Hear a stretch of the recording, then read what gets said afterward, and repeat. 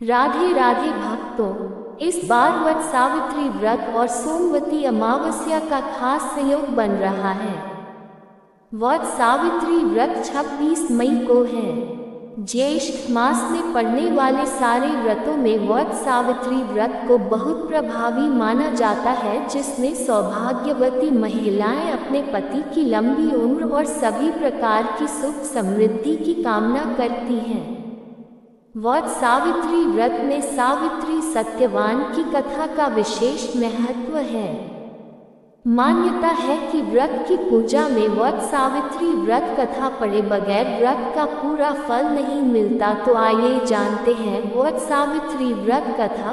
प्राचीन कथा के अनुसार मद्र देश में अश्वपति नाम के धर्मात्मा राजा का राज था। उनकी कोई संतान नहीं थी। संतान प्राप्ति के लिए राजा ने यज्ञ कराया, जिसके शुभ फल से कुछ समय बाद उन्हें एक कन्या की प्राप्ति हुई। राजा ने इस कन्या का नाम सावित्री रखा।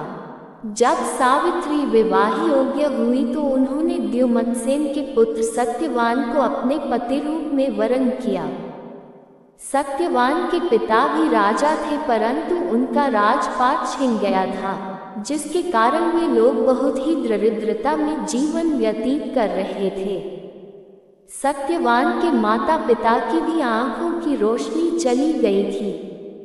सत्यवान जंगल से लकड़ी काट कर लाते और उन्हें बेचकर जैसे तैसे अपना गुजारा करते थे। जब सावित्री और सत्यवान के विवाह की बात चलने लगी, तभी एक दिन नारद मुनि वहां पहुंच गए। सावित्री के पिता राजा अश्वपति को बताया कि सत्यवान अल्पायु हैं और विवाह के 1 वर्ष बाद ही उनकी मृत्यु हो जाएगी। जिसके बाद सावित्री के पिता ने उन्हें समझाने के बहुत प्रयास किए, लेकिन सावित्री ने फैसला नहीं बदला। आखिर में सावित्री और सत्यवान का विवाह हो गया।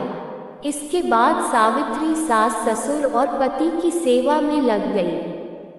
समय बीतता गया और वह दिन भी आ गया जिसके बारे में नारद मुनि ने बताया था। उस दिन सावित्री भी सत्यवान के साथ वन को गई। वन में सत्यवान लकड़ी काटने के लिए जैसे ही पेड़ पर चढ़ने लगा कि उसके सिर में असहनीय पीड़ा होने लगी और वह सावित्री की गोद में सिर रखकर लेट गया। कुछ ही समय में उनके समक्ष अनेक दूतों के साथ स्वयं यमराज खड़े हुए थे। यमराज सत्यवान की आत्मा को लेकर दक्षिण दिशा की ओर चलने लगे। पतिव्रता सावित्री भी उनके पीछे चलने लगी। उसे पीछे आता देख यमराज ने कहा कि हे पतिव्रता नारी, पृथ्वी तक ही पत्नी अपने पति का साथ देती है, अब तुम वापस लौट जाओ। उनकी इस बात पर सावित्री ने कहा, जहाँ मेरे पति रहेंगे मुझे उनके साथ रहना है, यही मेरा पत्नी धर्म है। सावित्री के मुंह से यह उत्तर सुनकर यमराज बड़े प्रसन्न हुए। उन्होंने सावित्री को वर मांगने को कहा और बोले, मैं तुम्हें 3 वर देता हूँ, बोलो तुम कौन कौन से 3 वर लोगी। तब सावित्री ने सास ससुर के लिए नेत्र ज्योति मांगी, ससुर का खोया हुआ राज्य वापस मांगा और अपने पति सत्यवान के 100 पुत्रों की मां बनने का वर मांगा। सावित्री के ये तीनों वरदान सुनने के बाद यमराज ने उसे आशीर्वाद दिया और कहा, तथास्तु, ऐसा ही होगा।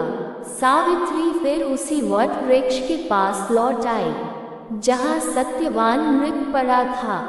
सत्यवान के मृत शरीर में फिर से जीवन का संचार हो गया। इस प्रकार सावित्री ने अपने पतिव्रत के प्रभाव से न केवल अपने पति को फिर से जीवित कराया, बल्कि सास ससुर को नेत्र ज्योति प्रदान करते हुए उनके ससुर का खोया राज्य फिर दिलवाया। तभी से वट सावित्री अमावस्या और वट सावित्री पूर्णिमा के दिन वट वृक्ष का पूजन अर्चन करने का विधान है। यह व्रत करने से सौभाग्यवती महिलाओं की मनोकामना पूरी होती है और उनका सौभाग्य अखंड रहता है। कथा कैसी लगी कमेंट करके अवश्य बताएं। ऐसी ही अन्य नई कथाओं के लिए चैनल को सब्सक्राइब अवश्य करें। धन्यवाद। राधे राधे।